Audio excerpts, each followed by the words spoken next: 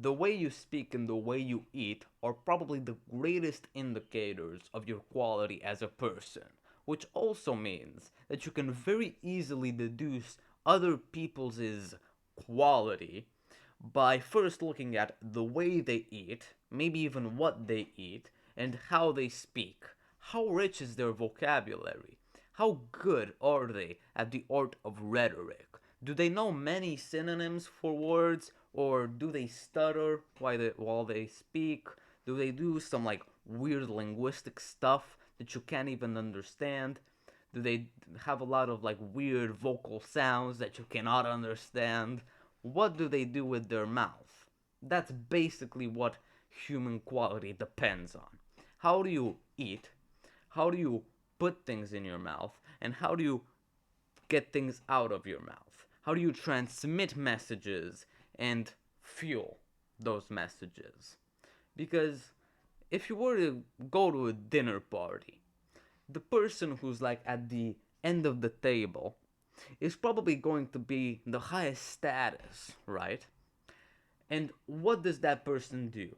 Eat well and very obviously speak well.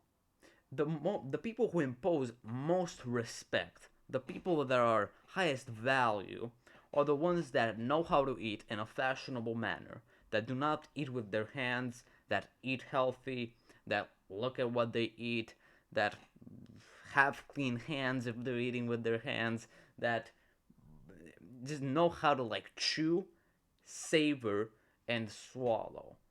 That's like the base of being respectable. And then something that's a bit harder is choosing how and actually learning how to speak. Because if you do not know how to speak, you probably won't get a lot of respect.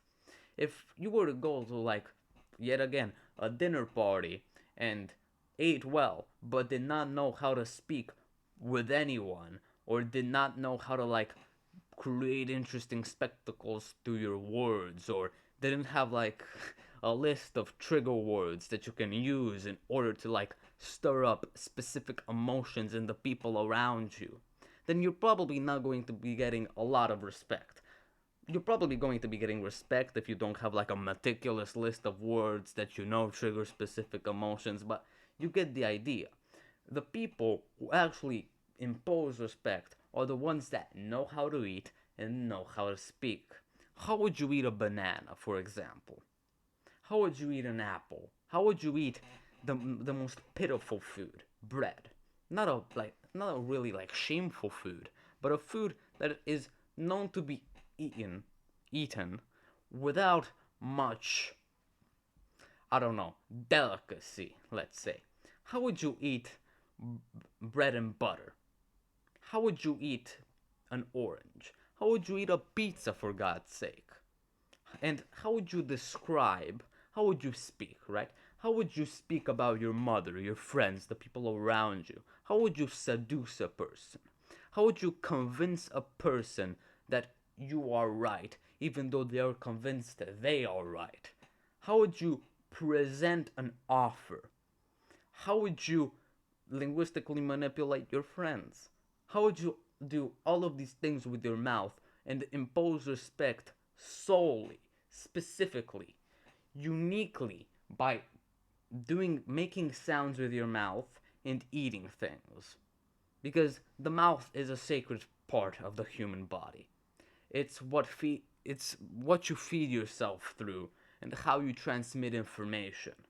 It is what people look at, although they should probably be looking at the eyes, and what people get inspired by, what people use to fuel their dreams, but also what people use in order to deduce the quality of a person, even though they might not know it.